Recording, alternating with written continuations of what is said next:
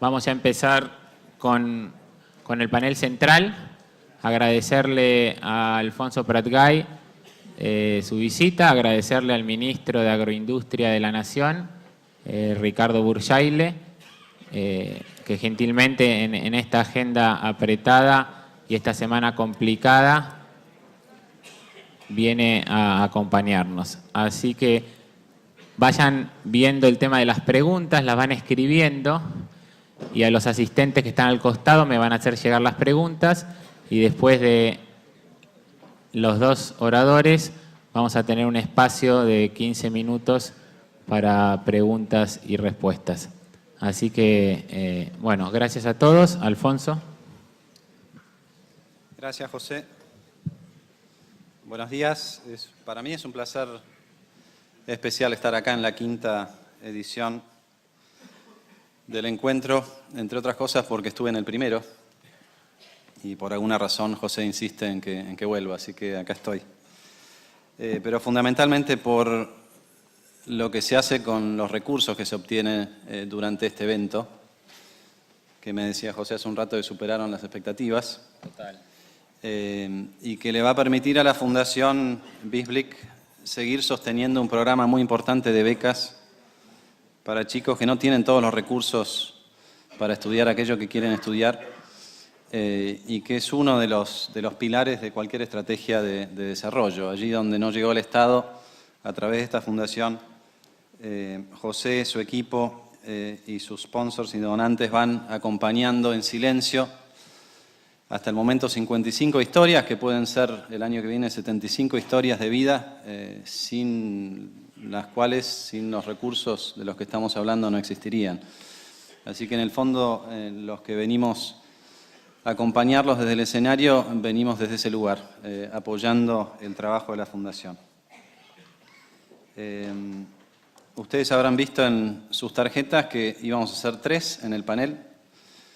Según me dice José, Rogelio llamó justo en el momento en que Belushi le hacía el gol a Banfield el martes, de manera tal de no compartir el panel con 2 bosteros, ¿no?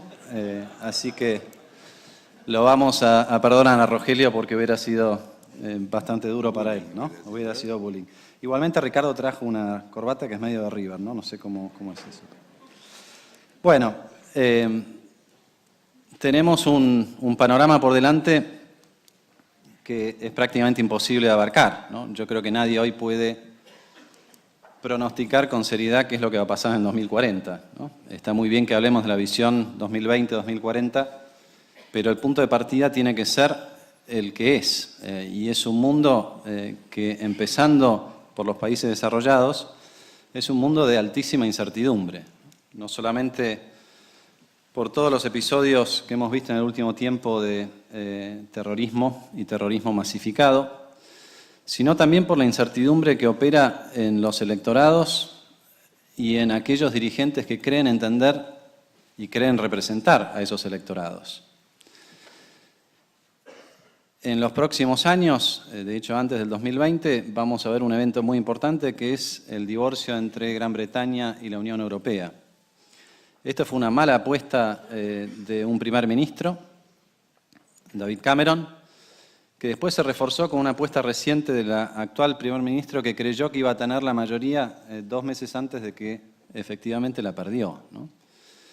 El fenómeno de Macron en Francia, absolutamente impronosticable un año atrás, cuando él se lanzó con su movimiento. Y ahora sin partido pasa a tener la mayoría de la Asamblea Nacional en Francia. Ni que hablar el fenómeno de Trump en Estados Unidos. Y para no irse tan lejos, lo que está sucediendo en Brasil y en Venezuela. Desenlaces absolutamente inciertos en países que son muy relevantes para nosotros.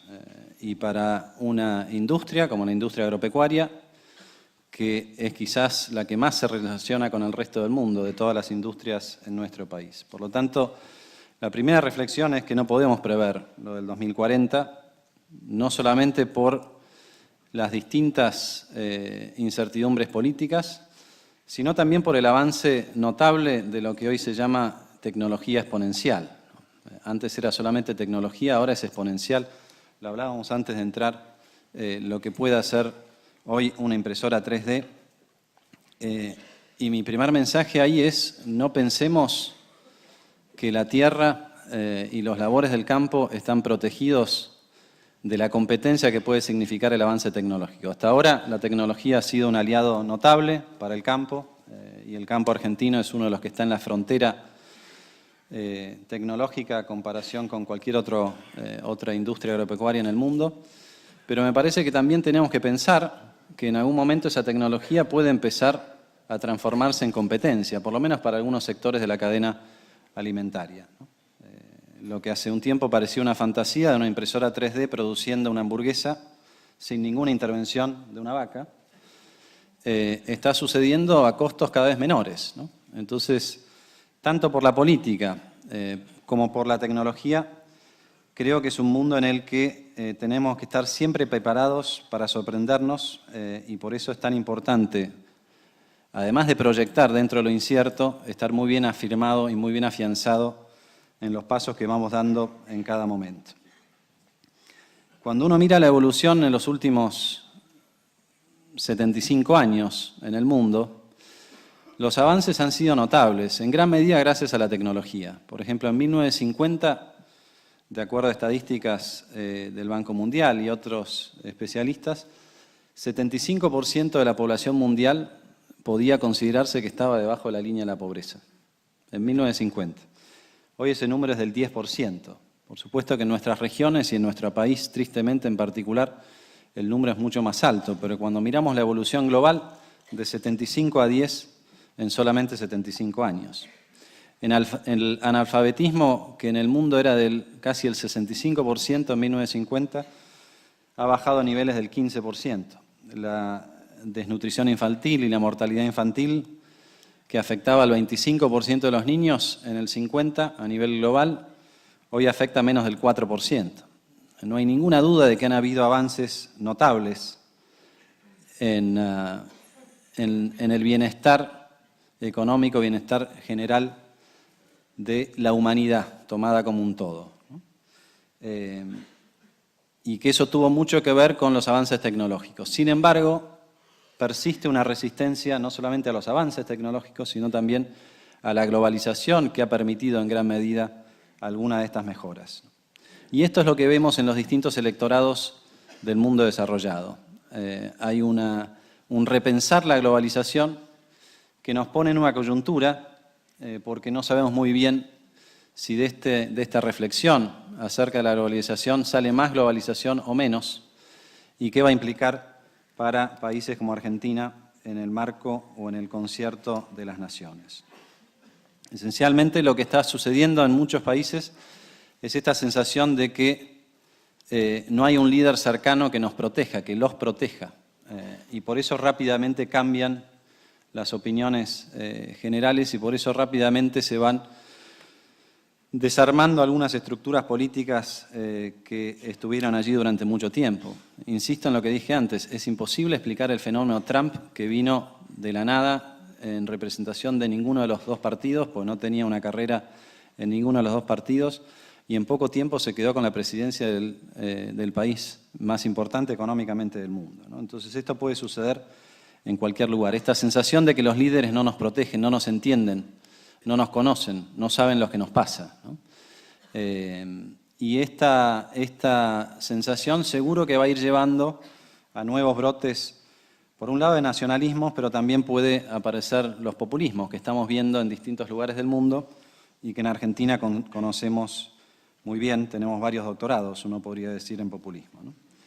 De hecho, buena parte de la acción que yo viví como ministro durante el último año era ese interés del mundo, no solamente por lo que estaba pasando en Argentina, sino por lo que había pasado antes en Argentina, que podía empezar a suceder ahora en el mundo, y cómo Argentina iba efectivamente a ganarle la batalla al populismo que aparece como amenaza en otros lugares.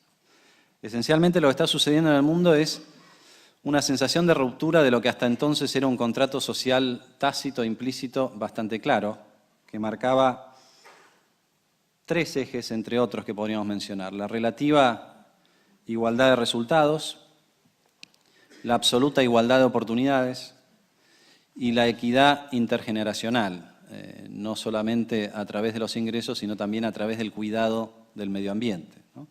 Bueno, estos tres pilares están puestos ahora en duda y están puestos en escrutinio, porque pareciera ser que la desigualdad está creciendo en algunas de estas naciones, aumenta la marginalidad, y no hay, sobre todo ahora con la decisión de Estados Unidos, una vocación tan contundente para cuidar el planeta, por lo menos de la manera en que surgió del Acuerdo de París, del COP21, y de la encíclica del Papa Francisco unos meses antes de ese acuerdo, Laudato Si.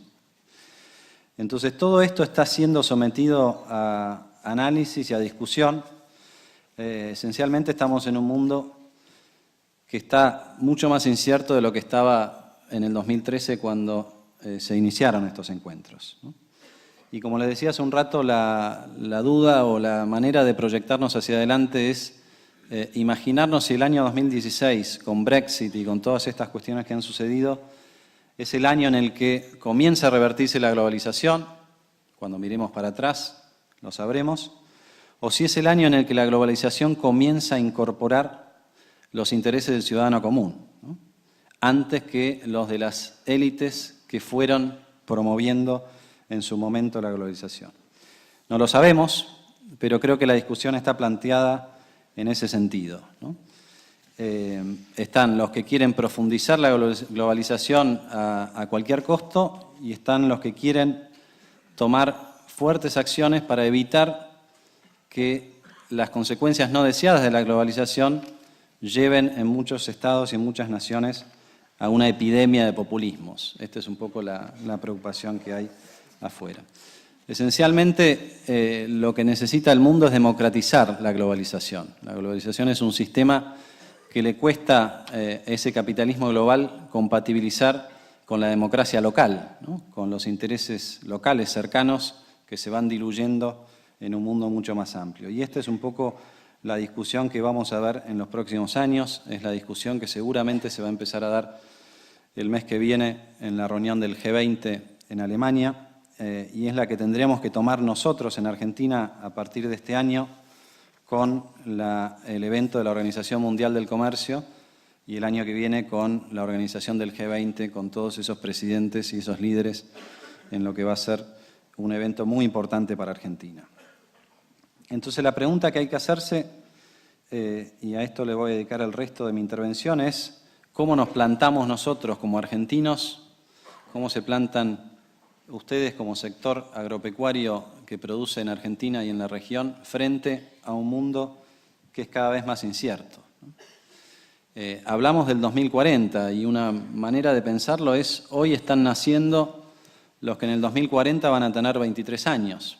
Están naciendo los jóvenes del año 2040.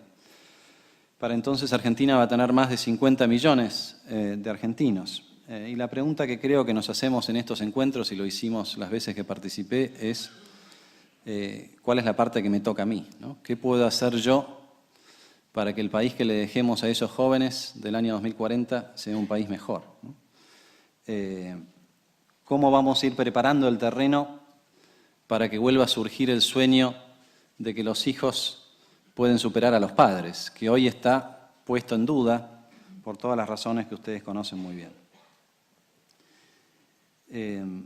Manuel Belgrano, cuyo fallecimiento recordamos hace 2 días, como ustedes saben muy bien, tiene una frase que me parece que es bastante adecuada para la reflexión del momento actual. Es una frase del 19 de mayo del 2010, o sea, instantes antes de la Revolución de Mayo. La publicó en el Correo de Comercio cuando Belgrano tenía casi 40 años. Que dice así, dice: la historia de nuestra nación en la época que estamos corriendo nos presenta más de una prueba de que la desunión es el origen de los males comunes en que estamos envueltos. O sea, ya lo escribía Belgrano hace 200 años. Entonces, podemos tener cualquier enfoque técnico, cualquier enfoque político, pero por lo menos yo soy uno de los convencidos de que en la proyección hacia una estrategia de desarrollo y hacia una nación inclusiva es absolutamente esencial y necesario que tanto la dirigencia privada como la dirigencia política, la dirigencia sindical, se unan detrás de un objetivo. Y eso no ha sucedido todavía en Argentina. Hay muchas cosas que sí han sucedido.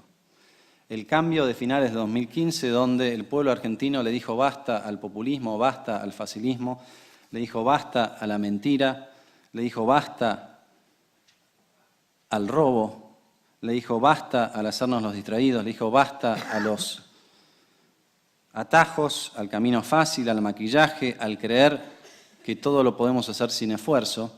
Esa fue una señal muy contundente para que los dirigentes nos pongamos las pilas y hagamos oídos abiertos a lo que hace muchos años atrás nos dijo Ortega y Gasset, argentinos a las cosas. Me parece que el mensaje que tenemos que empezar a desarrollar frente a un mundo tan incierto y una Argentina con tanta potencialidad, pero al mismo tiempo la dualidad de tantos compatriotas que no llegan dignamente a fin de mes, es o lo hacemos juntos o no lo hacemos. O cortamos con esta cadena de desunión o vamos a seguir dentro de 200 años citando al filósofo que en el 2017 dijo exactamente lo mismo que Belgrano dijo 200 años atrás. Y yo no sé si estamos suficientemente preparados o si entendemos cabalmente lo que significa estar dispuesto a acordar con el otro una salida común. Pero me parece que eso es lo que necesitamos. Necesitamos diálogo. Por supuesto necesitamos instituciones. Necesitamos una visión. Muchas veces en la discusión, y este año tenemos elecciones, cuesta ver en la discusión electoral visiones que superen el día de las elecciones. Nos está faltando mucho futuro y nos está sobrando demasiado pasado, ¿no? Yo no me meto en las estrategias electorales, pero creo que llevamos tantos años ya de discutir lo que pasó. ¿Por qué no nos arremangamos y empezamos a discutir lo que queremos que pase? Y me parece que estos encuentros y desde esta potencialidad, desde este sector tan dinámico como es el agro, es donde podemos empezar a establecer algunos de los mojones de este diálogo y este consenso que nos ha sido esquivo durante tanto tiempo. En eso consiste una estrategia de desarrollo, en eso consiste el poder retomar el sueño del progreso. Y por supuesto que Argentina puede estar en las grandes ligas, y lo va a estar en la medida en que, cuando los argentinos se encomienden a las cosas y empiecen a trabajar detrás de un objetivo común, se demuestren a sí mismos lo que somos posibles de lograr. Así como tantos argentinos que van al exterior y les va bien, y se insertan en otro sistema, ¿por qué no podemos tener esa misma energía acá, sin perderla? ¿Por qué no podemos tener esos talentos empujando el carro en la misma dirección? Yo creo que ese es el camino que se emprendió en el 2015, pero es un camino largo y que requiere de muchísima generosidad por parte de la dirigencia argentina. Nosotros en el primer año de gestión nos tomamos un trabajo grande y le pusimos la energía en normalizar algunas cosas, entre ellas la economía, y lo digo desde mi anterior función de ministro de Hacienda y Finanzas. En aquella época había dos en uno, ¿no? Digo porque con Ricardo estamos hablando de otra cuestión que no va a surgir en las preguntas, ¿no? No creo que surjan las preguntas. Están vedadas. Están vedadas. El objetivo nuestro era desactivar una crisis latente, palpable, que todos veían, porque no había más que recorrer el país durante el 2015 en la campaña, y la pregunta que siempre surgía en ese recorrido casa por casa era: ¿esto va a estallar? ¿Cuándo va a estallar? Bueno, el gobierno evitó ese estallido, y al momento de evitar el estallido también fue sembrando señales de cambio hacia un diferente o un distinto sistema económico, donde fuimos recuperando la institucionalidad, todavía nos falta mucho, le fuimos recuperando también de a poco la credibilidad, también falta mucho en ese sentido. Pero plantamos los primeros cimientos de ese rumbo. Ahora lo que falta hacer es profundizar ese rumbo. Y yo creo que la única manera de profundizar ese rumbo es a través de acuerdos y consensos básicos. Y me parece que está muy bien poner todo el foco en un buen resultado electoral. Creo que estaría aún mejor poner el foco en cómo vamos a hacer para llevar adelante esos acuerdos después del resultado electoral, ¿no es cierto? porque creo que en el 2018 se empiezan a jugar las discusiones y las cuestiones más importantes. Yo no quiero una Argentina en la que estamos todo el tiempo discutiendo si evitamos la crisis o cuándo viene la próxima. Yo quiero una Argentina en la que discutamos cómo vamos a hacer y cuáles van a ser los grandes consensos en torno de, por ejemplo, la educación, para que el día de mañana no hagan falta los BISPLIC, porque tenemos un esquema de educación donde desde los 2 años hasta la universidad están dadas las condiciones y están dadas las oportunidades para que los argentinos puedan desarrollarse. Hay un artículo muy bueno de Juan Liach, con quien compartí panel allá en el 2013, hoy en La Nación, que habla de estas cuestiones y reafirma algunas de las cuestiones que nosotros entonces de la coalición cívica dijimos primero que otros partidos, que es la idea de en los barrios más carenciados pongamos las escuelas mejor dotadas y mejor capacitadas. Esta es la mejor manera de ir igualando, ¿no? El debate acerca de la distribución territorial, que excede incluso el federalismo, ¿no? El federalismo ya sabemos lo que es, tenemos que ponerlo en práctica. Pero cómo vamos a ir armando los distintos clústeres, los distintos equilibrios regionales. El debate de qué Argentina vendemos al mundo, cómo nos insertamos al mundo, pero para qué nos insertamos al mundo.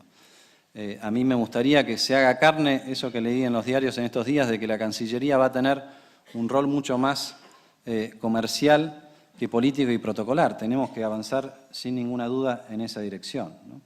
Y, por supuesto, la idea de cómo mejoramos la República. Esta cuestión de que una cosa es lo que está escrito, otra cosa es lo que hago. Una vez que está escrito le encuentro la vuelta a través de la trampa y una vez que hice la trampa me siento muy orgulloso de haber cometido esa trampa. Creo que esta es la discusión que tenemos que tener y tenemos todos los elementos. No voy a explicarles a ustedes los recursos naturales, de los recursos humanos, de la ausencia de conflictos que tiene nuestro país y nuestra región. En un mundo donde todo es incierto, nosotros podemos ser un faro de certidumbre y ser el punto de partida para mayores equilibrios globales, pero sobre todo para una Argentina en movimiento, en crecimiento y en inclusión para todos, que derrote la marginalidad. Me parece que este es el tiempo donde nos empezamos a plantear algunas de las cosas que se plantearon nuestros padres fundadores. Es el tiempo en el que tenemos que recuperar la discusión de una estrategia de desarrollo. Y todo eso todavía está muy incipiente en la discusión política y creo que es algo que habría que hacer cuanto antes. Esencialmente en la discusión del sistema político y el sistema económico se viene el año que viene una discusión muy importante que es la reforma tributaria. Esto es algo que iniciamos nosotros en el Ministerio de Hacienda y Finanzas y que lo retomó Nicolás Dujovne en Hacienda y que lo va a plantear a través de un proyecto de ley para una discusión más amplia. Por supuesto que cuando uno habla de una reforma tributaria, todos están pensando, bueno, ¿qué impuestos me van a bajar a mí?, ¿no? Y obviamente que si satisfacemos la demanda de todos los que quieren que le bajen los impuestos, el Estado se queda sin funcionamiento. Por eso podemos discutir el modelo económico, pero yo creo que hay 2 valores centrales que nos van a acompañar durante por lo menos la próxima década, cuando hablemos del modelo económico, que por un lado es la productividad, y ahí el campo tiene una ventaja por encima de otros sectores, y tiene la experiencia, y tiene la manera a través de los grupos CREA, y la manera de compartir tecnología de la que los otros sectores pueden aprender. Pero también sobre el pilar de la productividad vamos a tener que compatibilizar con otro pilar que es el de la solidaridad. No podemos bajarle los impuestos a todos durante mucho tiempo porque tenemos que atender la situación de arranque que es muy compleja desde el punto de vista social. Y en el plano político, si hubiera que definir 2 pilares sobre los cuales apoyar el modelo político, yo diría lo que ya vine repitiendo: un pilar es el consenso, que requiere magnanimidad y generosidad por parte de los dirigentes y que requiere el desprendimiento de poder llegar a ver al final del camino una decisión que no es exactamente igual a la que yo hubiera querido, ¿no? Hay que dejar de lado un poco ese egoísmo y ese vedetismo que a veces tenemos los políticos para sacrificar en pos del colectivo y en pos del bien común. Pero además también hay que dejar de lado la demagogia, ¿no?, que está presente en muchos políticos en todo el mundo, pero creo que en Argentina en mayor medida que en otros, ¿no? combinar ese consenso y esa generosidad como un primer pilar con el realismo de qué es lo que se puede y qué es lo que no se puede, y la sinceridad entre lo que se puede y lo que digo, y lo que digo y lo que pienso, ¿no? Parece ciencia ficción, pero bueno, si no nos animamos en estos encuentros a pensar grande, no sé dónde lo vamos a hacer. Esencialmente mi mensaje final es que nos queda el resto de la vida, para algunos mucho, para algunos menos, para dejarle a nuestros hijos un país mejor. El resto de la vida empieza hoy, empieza ahora. El resto de la vida es lo que nos compete a cada uno en su lugar, en su responsabilidad. Retomamos entonces lo que dijo Ortega y Gasset: argentinos a las cosas. Muchas gracias.